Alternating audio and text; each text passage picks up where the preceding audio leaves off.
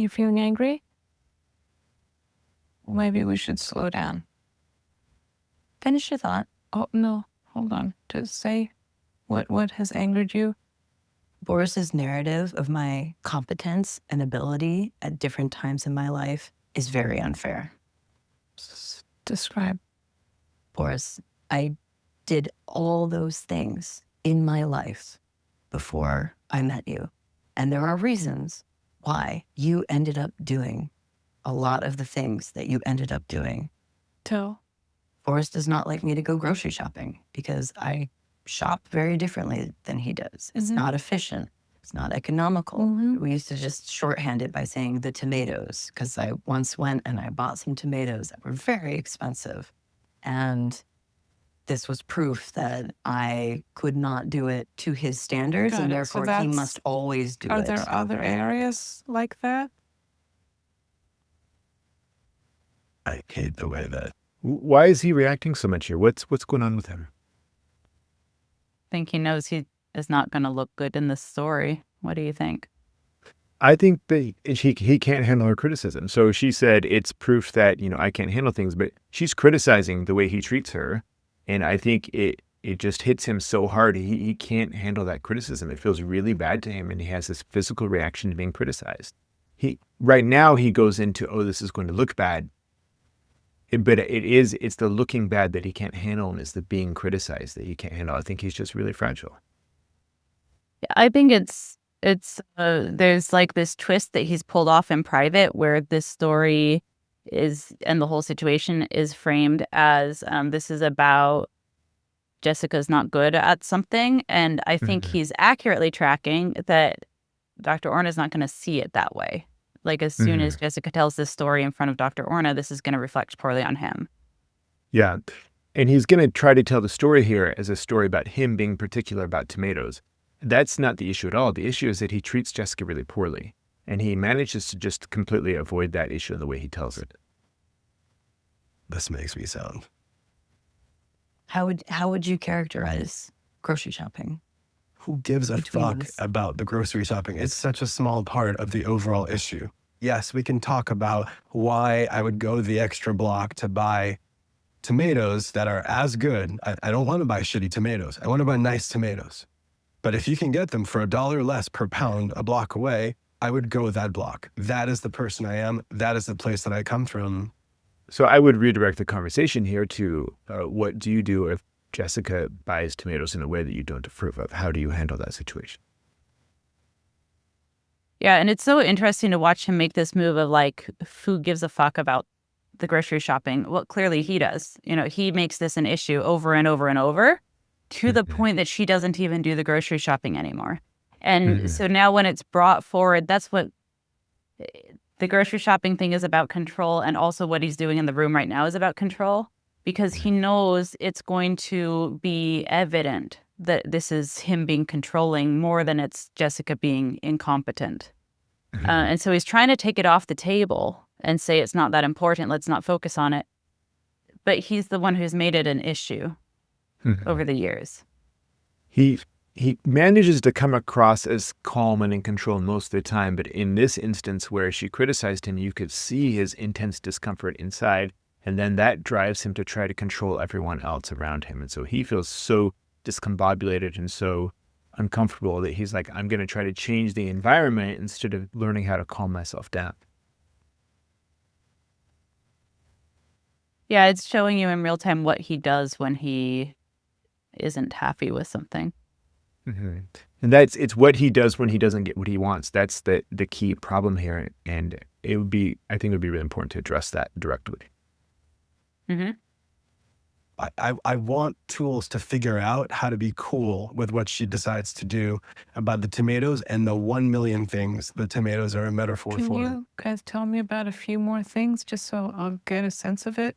Boris finds me to be forgetful, unreliable, flighty, unable to concentrate, generally not trustworthy, not in like I'm a bad person.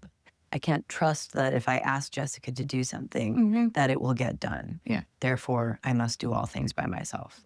Do you see any of that in you, or is that I can say that that has never been my role in any previous relationship.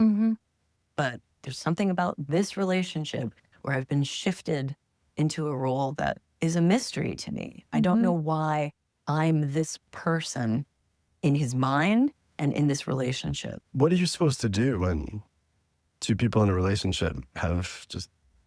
So there's an over-functioning, under-functioning dynamic here where he over-functions and controls her and she ends up under-functioning. And she kind of admitted that she actually does under-function, where she backs off of taking responsibility for things that she used to take responsibility for.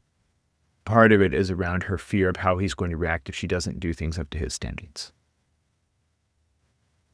Yeah, he makes it costly. And there is this piece where she's saying, like, it's a mystery to me why this is hitting me this way. That'd be really interesting to look at more closely, because there is something like magnetic about him, that the way she got into the relationship and the way she continues to be in the relationship, it's like there's something subconscious happening for her that's really drawing her to him and drawing her to accommodate him. Mm-hmm. So there's probably something playing out there that relates to something that happened to her as a child, or something that she's familiar with, where she's drawn to him. She left her husband for him. She was married when she met him, and then she ended up, and now they're very unhappy together. Right. Diametrically opposite feelings about one of the most prominent experiences in their lives. Like their home. Like their home life. As I mentioned here before, I feel like we have made our lives, and particularly my life, much, much harder through the choices that we've made. And Jessica has a different experience of our lives, and I'm unhappy and she's happy. What do you?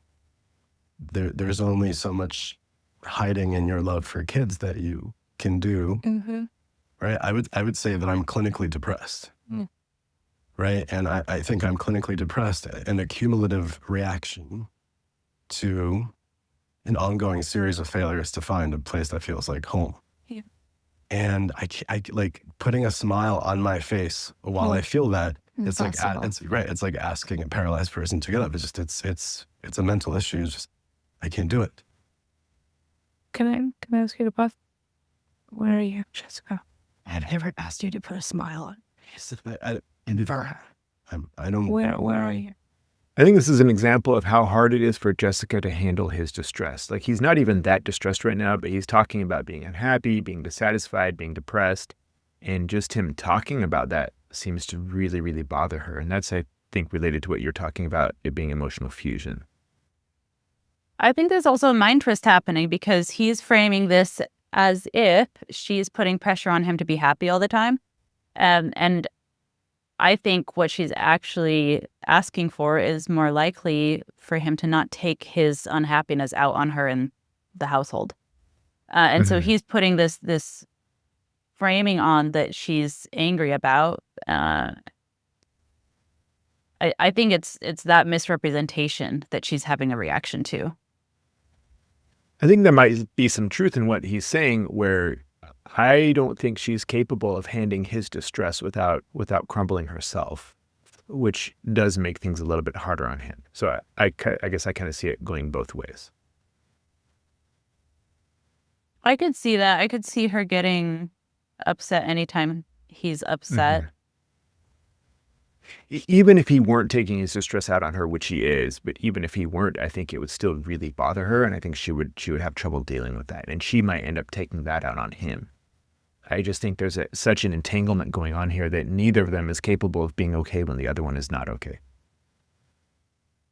I think he's okay with her being upset. I think he's not okay with her doing something that he doesn't like, but I don't think her distress actually bothers him that much, her emotional distress. And so I'm seeing like this, we were talking about overfunctioning, underfunctioning. And so I'm seeing like he controls and manages more of the tasks. And she controls and manages more of the emotions. And like she overfunctions emotionally. She's always trying to manage him emotionally, which is what's feeding this overfunctioning, underfunctioning thing around tasks, that he's critical or negative anytime she doesn't do something the way that he wants it done. And so then to manage his criticisms and his emotional intensity, she just stops doing stuff and he does it all. So I think she manages him emotionally in a way that he does not manage her. Okay. I think you're right about that. Not good. I'm very tired. I'm very tired of talking about this. I'm very tired. I'm very tired. Tell me. I think it's just assumed that I can't understand and that I can't change. I can't give him what he wants. Which is, Understanding and solutions. I guess those are two different things. Yeah, they're different things. I think there's some truth in what she's saying here where she can't actually do what he expects of her. So I think he expects her to be able to make his distress go away. I don't think she's the cause of his distress. I think he was distressed before he met her, and he will be distressed after he leaves her, if he leaves her. I don't think that it's because of her. Yeah, he actually said something super interesting where he said that he feels clinically depressed, and he linked that with this ongoing search for a failure to find a place that feels like home. And this sounds like something that way predates her, that he continues to be distressed about. And it's a pretty specific framing. Like, he's looking for a place that feels like home, and you're looking at someone who, my understanding is, as a young child, he moved from the USSR to the United States, and his family went through like a traumatic displacement, basically. And then there's whatever dynamic was in his home. But people searching for home or the feeling of home are often trying to resolve something that's a family of origin, childhood level thing that a partner cannot resolve for you. No partner. Yeah. If I understood him, I could help us find solutions for this problem. This is a frequent thing I see come up with couples where people say, well, if you understood, then this would be better. I do think she understands him, and obviously it doesn't make it better. And he's kind of imagining there's some level of understanding that would make his distress go away. I don't think that's the truth. Not if we're thinking like emotional comfort and empathy. I mean, if she could see, like, Boris, I know enough about you to know that you felt this way long before you met me. And so I know that I can't solve it for you. You know, that would be a much more solid position that would temporarily make him more upset, but would stand a chance at them working through this and getting to a resolution. But yeah, I think she's thinking and he's thinking that there's some level of like comfort that she could offer him that would resolve this. And no, I agree. There's not. For me, the issue is not understanding, it's acknowledgement. Or being in there with you. As you said, feeling like it's our problem rather than your problem. Yeah, it's a feeling, it's a matter of tone. It's not a matter of words. Any words can get said, but you can't fake feelings. Mm-hmm. Can you say more about what it's like to be in your shoes? Keep going. What's coming up for you? There's nothing to say. There's really nothing to say. Because we've had this conversation so many times and it's just blown in the face. right, but I'm here, so let me at least hear how it potentially blows up for each of you, and maybe I can help. So we know. What advice would you offer Jessica right here? Like, what could she do unilaterally apart from Boris? Let's say Boris isn't going to change. What could Jessica do about this?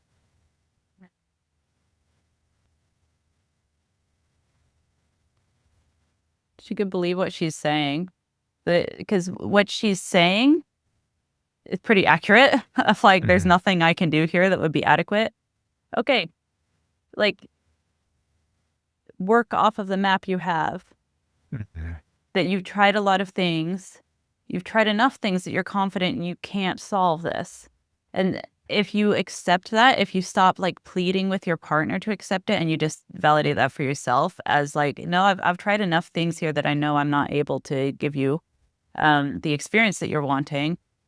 And I think no partner could, is my perspective. But then that would get her out of the intense, what do I want to call what she's experiencing right now? It's like she's feeling like a failure about this instead of just accepting it as like, that's reality. I cannot do that for you.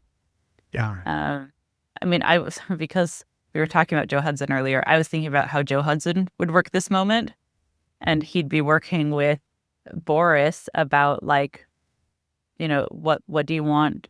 What did you want to feel from your mom and dad? And exactly. you know, how do you experience that? Or what's like the place that hurts? Where is that? And can you offer that feeling that you wanted from your mom and dad? Can you offer that to yourself? And I think like that's how he'd get out of this, is he'd have to meet himself in this place that feels unmet since early childhood, that it's probably some kind of deep self-acceptance and self-compassion that, you know, like it's not even going to have a place to land until he offers it to himself. So as you mentioned before, Jessica is overfunctioning here. She's trying to solve Boris's emotional problems for him and carry his emotional burden for him. And as long as she keeps doing that, it makes it harder for Boris to learn how to take care of himself emotionally.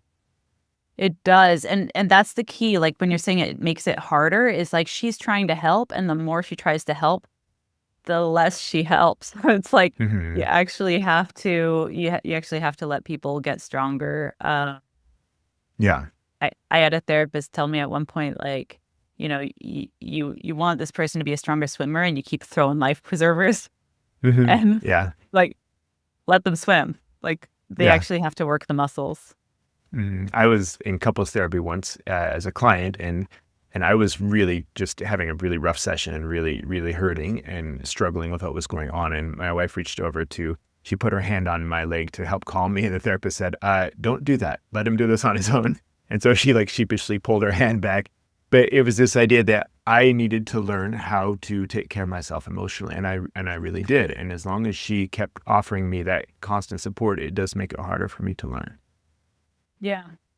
Yeah. And he's most likely to learn if she stops trying to solve this. Like if she would let this problem be his and she can be present with him, she can be warm with him, she can care about him and love him and show him affection. All of that's great. But if she could set down the part where she's trying to figure this out and solve it for him, that's when he would stand a chance. I mean, he could do it without her setting it down, but that's when the pressure, the effective pressure would go up that would make his brain more likely to figure out like, what is this like feeling of home that I've been looking for my whole life? What's going on there? One of the defining capacities of adulthood is the capacity to offer yourself emotional support instead of relying on other people for emotional support. And when she reaches out in this maternal way to him, it makes it harder for him to develop that. And Boris is never going to be okay until he learns how to offer himself a warm embrace when he feels really bad. And that's something that he has to figure out how to do. And the thing that's really difficult here is he is pulling for this maternal love from her. And so he's asking for it. She's trying to deliver it. It's not landing, you know. And so it can feel even like uncaring to not give what your partner is wanting from you. But, you know, sometimes like that's the loving move is to say like, this is not going to help. And like, I've tried enough times to know it's not going to help. So I'm not going to let myself do it, even though for 5 minutes we would both feel better if I did. Yes. I think Dr. Orna made a mistake here because she validated his quest for her to be there with him. She could treat him really well and she could be really kind and respectful, as you were saying, but she's not going to solve this for him. I didn't see her push Jessica to do that. I did see her like tracking him that's what he wants. Sure. I'm not sure about whether she thought Jessica could do that. That wasn't as clear to me, but she might. No, she didn't say that Jessica should do it, but when he's pulling for it, I would have wanted to step in there and say, you know, just so you know, the thing that you're wanting is something you're going to have to learn how to provide for yourself. In the long run, this is never going to be solved by your partner. Yeah, and one way I say that is like if you want to have access to this 24/7, there's actually only one person that you have access to 24/7. So even if you have a partner who's incredibly patient, loving, kind, warm, how many hours a day are you with them? For most of us, it's only a few hours. And so it's like, what about the other 20 hours? Who's going to take Absolutely. care of you then? So that's what makes it like very worthwhile to figure out how to offer it to yourself, because then you always have it available. And it's the only way you have that. All right. Well, I think you have a session to run to, so I'm going to let you go. And we will continue with part 2 next week of Boris and Jessica. Thanks for joining us. Thanks, James. Goodbye.